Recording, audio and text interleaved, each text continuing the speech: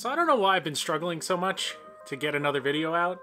I don't know if it's the seasons are changing or what's going on, but what's important is we're back. And on today's episode, I'm going to show you a new tool I got that hopefully we could transform into another business. Let's get into it.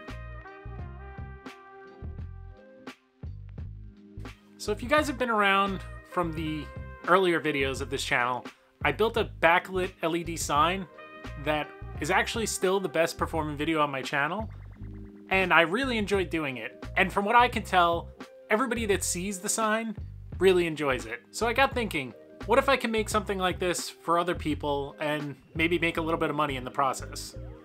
So if you watched the original sign video, you probably saw I used a jigsaw to cut out all of the letters, and then I had to hand sand everything to make all the cut marks and everything invisible to the naked eye.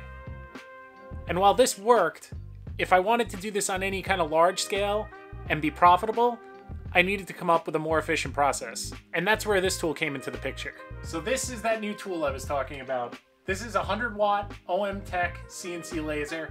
And before you say anything, I'm not sponsored by them. I bought this with my own money. And hopefully, it'll pay itself back. So I've had this tool for quite a few months now, and I've been kind of keeping it under wraps except for some close friends and family. And that's for a couple of reasons. I wanted to learn how to use this thing before I unveiled it on the channel and decided what my intended use for it was going to be.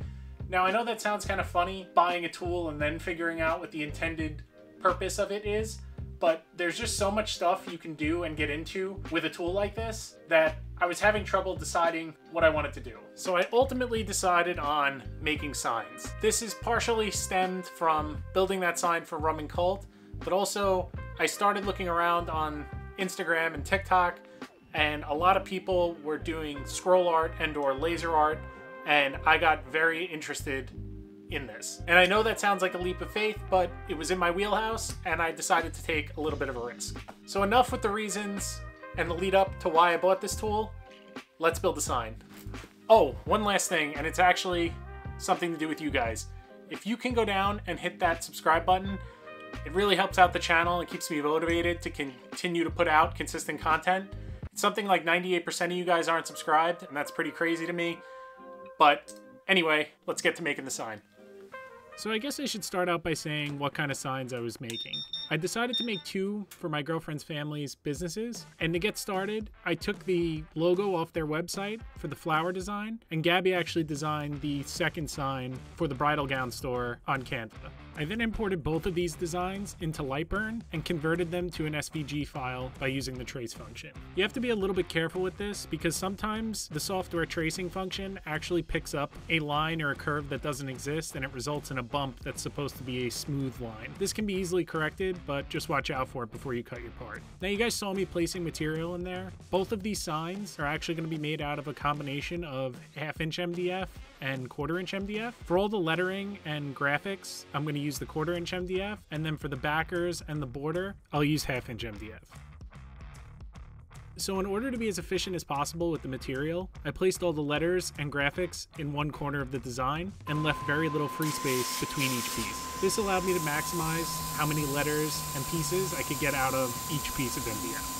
So I spread this process up a little bit because it does cut at a, I guess, relatively slow speed. I mean, if I had to cut these by hand, it would have taken a lot longer. For this particular machine, I found that 5mm a second at 70% power works pretty well. I started by cutting all the letters first, and then I moved to cutting out the flower design. Now, because I had the table saw out already for a separate video that I'm working on, I decided to cut the backers with this because I figured it would be the fastest and most precise way to do it. You'll see in a minute that I actually used the track saw as well because I actually didn't have all the material on hand at the time, and I didn't feel like lugging the table saw back out. I plan to build a bench top that'll incorporate the table saw in the near future, so I don't have to worry about this anymore. With everything all cut out, it was time to finally start sanding everything. While these pieces don't need a lot of sanding to get the contours and everything correct, they do need to be sanded to remove some of the charring. At least that's what I found when you want to paint them, because it helps the paint stick to the MDF better. The Dremel I mainly use just to shape the edges and round them over, and then the hand sanding was, like I said, to remove the charring. scarring. I then followed the sanding of each piece by wiping them off with isopropyl alcohol to remove any of the dust or remaining residue left on each piece. I actually made a test sign prior to this video, and this is one of those items that I'm trying to improve on. The first time I laid out a piece of plywood outside and painted all the letters on top of it, and I got a ton of dust that must have been embedded in the plywood, covering all of the pieces for that sign. So this time, to try and streamline the sanding process after this, I laid out some clean paper and made sure the area was relatively clean to avoid getting as much dust in them as possible.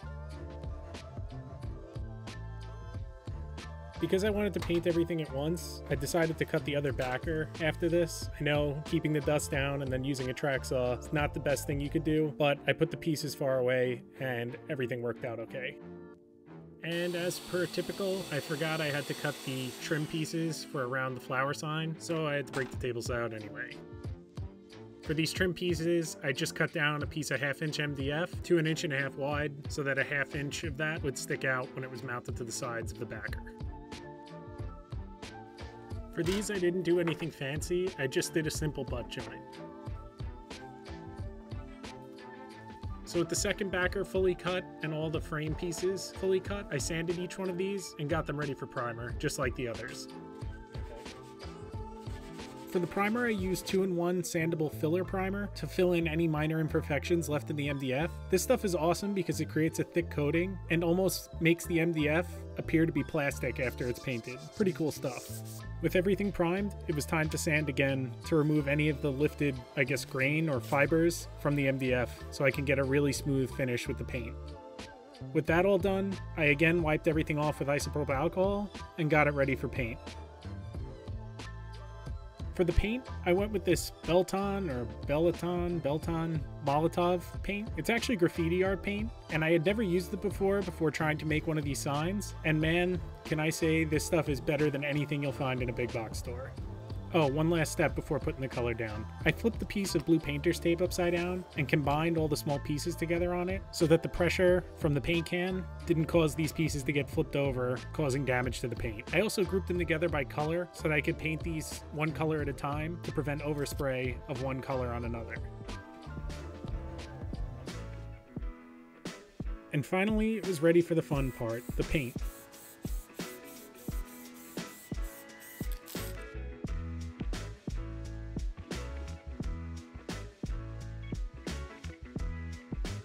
For the most part, the paint covered in probably 2 coats, but for the lighter colors, it definitely took 3 or 4 coats to get good coverage.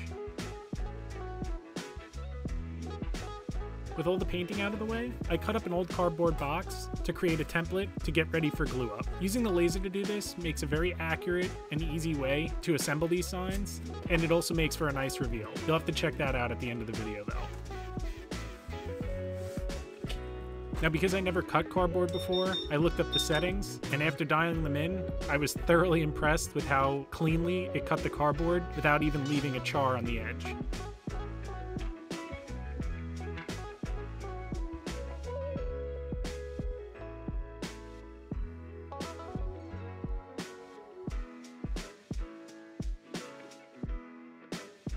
With the first template created, I laid it on top of the backer and began gluing down all the pieces.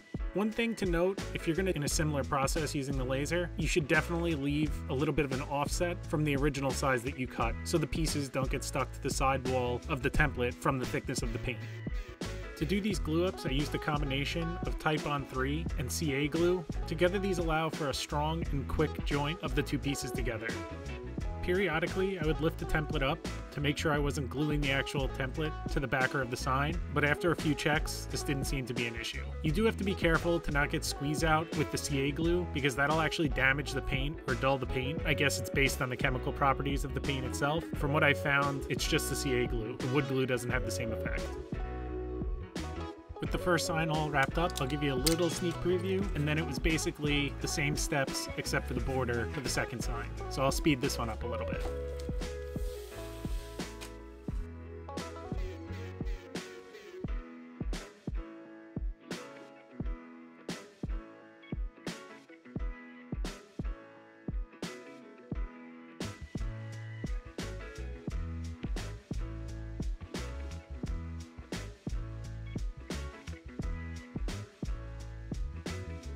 As you can imagine, the glue up of this sign was a lot more time consuming because the flower and the leaves had really no particular order to go together, and I kind of had to play with them to get them right. I don't know if there's a better way to do this in the future, but yeah, it definitely took a while.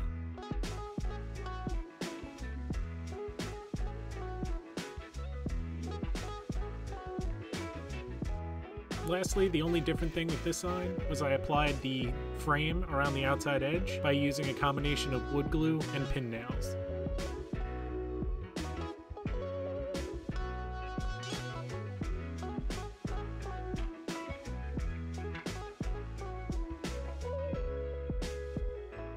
With that all done, it's time for the final reveal.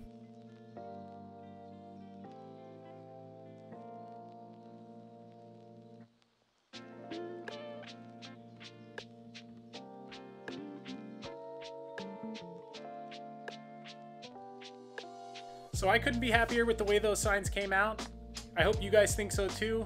Leave a comment down below if there's anything you want to see me do with this laser, or any other type of project you want to see me do in the near future. As always, please remember to like and subscribe, and I'll see you in the next one.